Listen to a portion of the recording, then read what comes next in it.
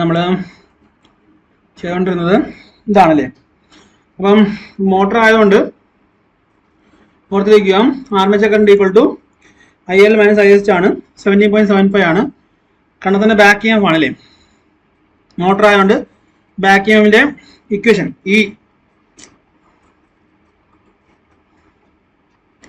Back EMF equation EB എന്ന് പറയുന്നത് എന്തായിരിക്കും? EB equal to V minus IAR. V നമുക്കറിയാം എത്ര?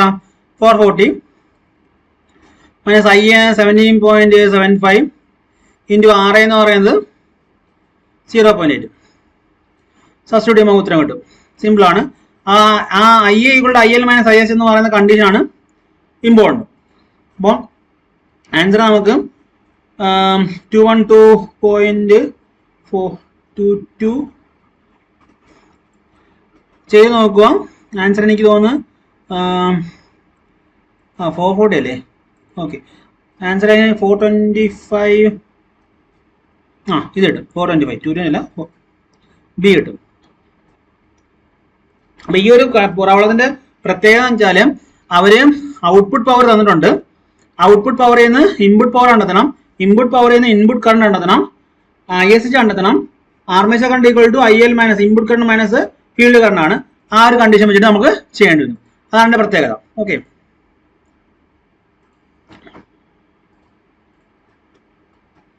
ഓക്കെ, ഒരു മിനിറ്റ്. ഓക്കെ, ഞാൻ ചാറ്റ് നോക്കാനൊന്നും പറ്റുന്നില്ല കേട്ടോ. അതുകൊണ്ട് നിങ്ങൾ ഒന്നെങ്കിൽ പേഴ്സണലായിട്ട് മെസ്സേജ് ചെയ്യുക.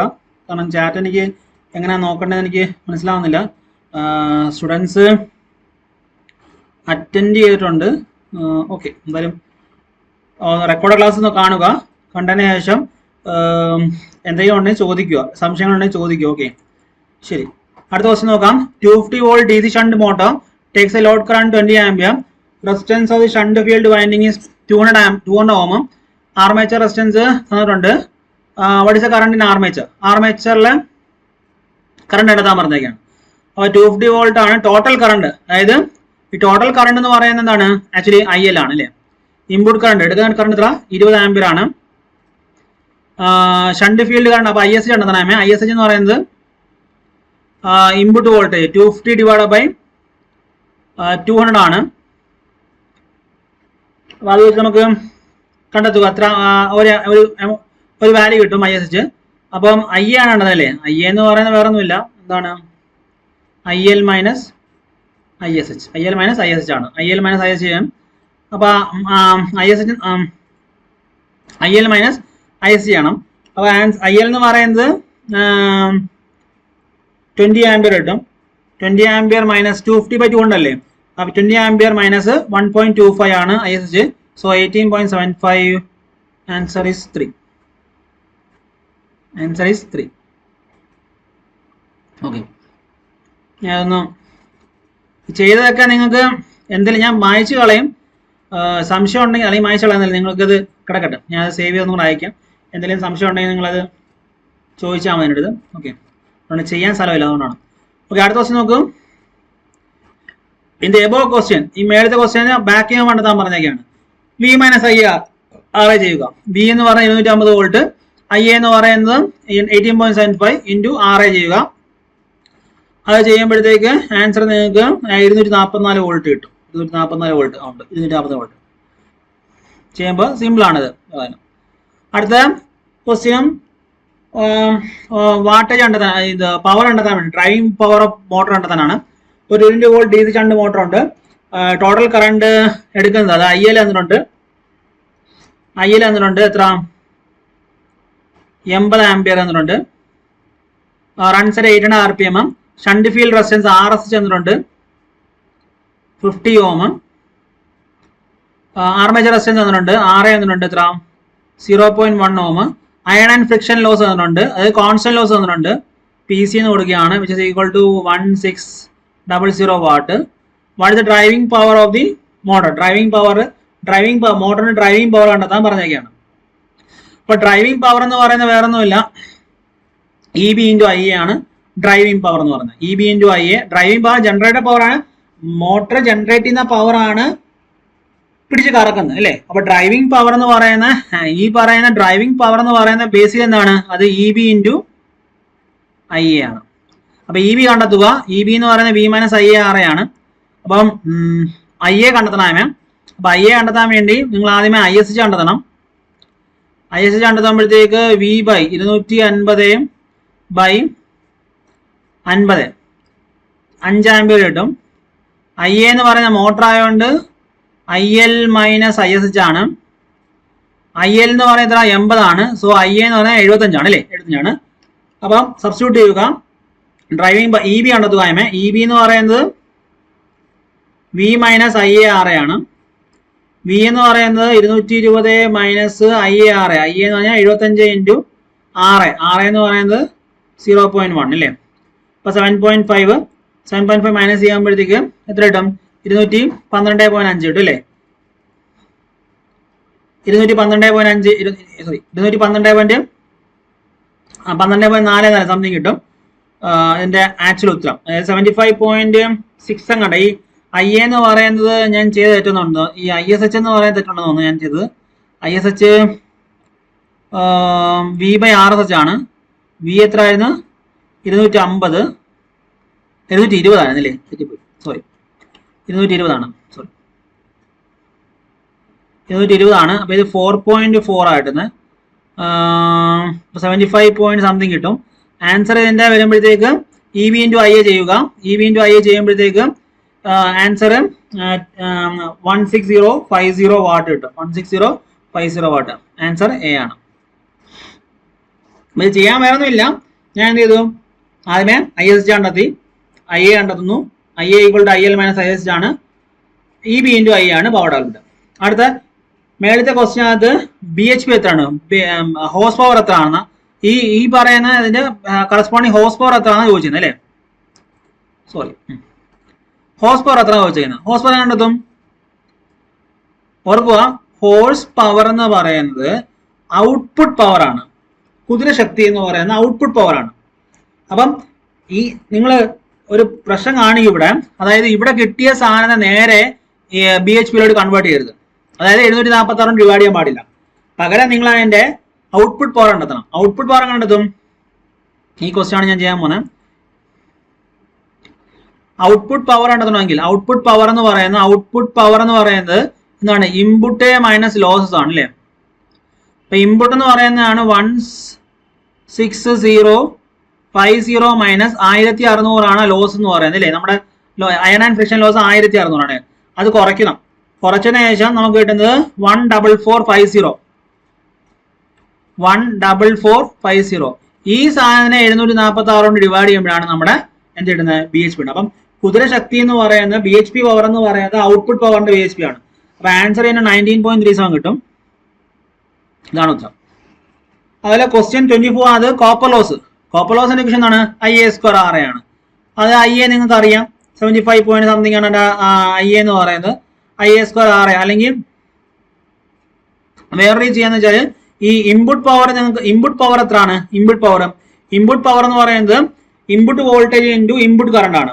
അതായത് ഇവിടെ ഞാൻ മായ്ക്കുകയാണ്, സ്ഥലമില്ല, അതുകൊണ്ട് ഞാൻ മായ്ച്ച പറ്റത്തൂടെ. ഓക്കെ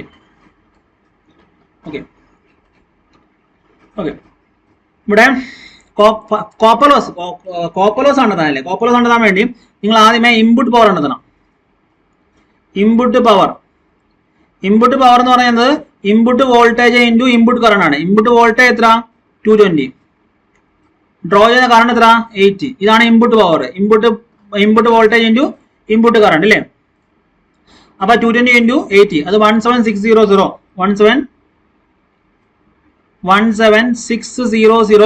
വാട്ട് കിട്ടും. ഇതാണ് ഇൻപുട്ട് മൈനസ് ലോസസ് ആണ് ഔട്ട്പുട്ട് എന്ന് പറയുന്നത് അല്ലേ. ഇൻപുട്ട് പവറിൽ നിന്ന് ലോസ് കുറച്ച് കഴിഞ്ഞാൽ നമുക്ക് ഔട്ട്പുട്ട് പവർ, ഡ്രൈവിംഗ് പവർ കിട്ടും അല്ലേ. അപ്പം ലോസ് എന്ന് വെച്ചാൽ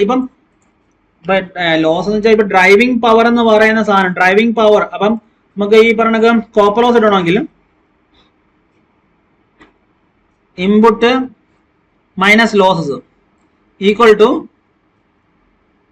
ഡ്രൈവിംഗ് പവർ, അല്ലെങ്കിൽ input minus driving power is equal to copper loss. Input എന്ന് വെച്ചാൽ 17600, ഡ്രൈവിംഗ് പവർ എത്ര 16050, ഇത് കുറയ്ക്കും 16050, ഇത് കുറയ്ക്കുമ്പോൾ ഉത്തരം കിട്ടും. അതായത് 17600 എന്ന് 16050 കുറയ്ക്കുമ്പോഴത്തേക്ക് നിങ്ങൾക്ക് അതിന്റെ എന്ത് കിട്ടും, കോപ്പർ ലോസ് കിട്ടും. ആൻസർ 1550, 1550 വാട്ട് കിട്ടും. ഓക്കെ, സിമ്പിൾ ക്വസ്റ്റ്യൻ ആണ്.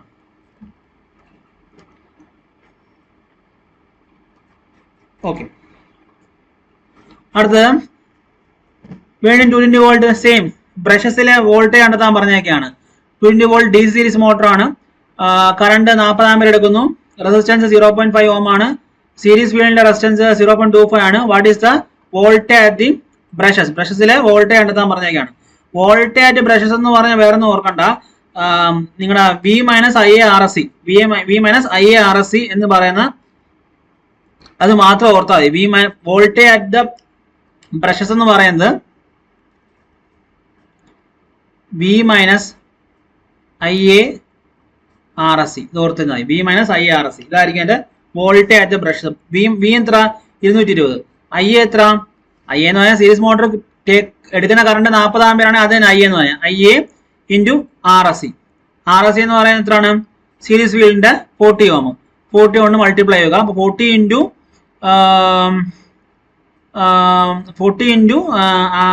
RSC എന്താണ്, RSC എന്ന് പറയുന്നത് ഓർത്തിരിക്കുക 0.25 അല്ലേ, 0.25 അല്ലേ RSC. Resistance of series field RSC 0.25 ആണ്. അപ്പം V minus IA into RSC നമ്മൾ എഴുതാം. V minus IA into RSC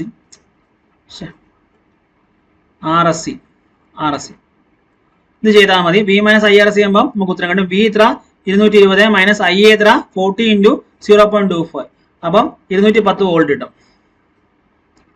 ഈ എബോ ഇക്വേഷനിൽ ഈ ബാക്ക് EMF കണ്ടെത്താൻ പറഞ്ഞു കഴിഞ്ഞാൽ ഓർത്തിരിക്കുക, ബാക്ക് EMF കണ്ടെത്താൻ പറഞ്ഞാൽ ഇങ്ങനെയുള്ള equation V minus IA into RSC plus RA, രണ്ട് റെസിസ്റ്റൻസ് ആഡ് ചെയ്യണം. RSC മാത്രമല്ല RA ആഡ് ചെയ്യണം. അപ്പൊ V minus IA into RSC plus RA ചെയ്യുമ്പോഴാണ് നമുക്ക് എന്ത് കിട്ടുന്നത്, ഈ മോട്ടോർ റെസിസ്റ്റൻസ് കിട്ടണമെങ്കിൽ. അപ്പം അത് 0.75 കിട്ടും. 220 മൈനസ് 40 ഇൻറ്റു 0.75 കിട്ടുമ്പോൾ നമുക്ക് 190 കിട്ടും. അതാണ് വ്യത്യാസം. അപ്പം നല്ല ചോദ്യമാണ്, തിരിഞ്ഞു പോരുത്.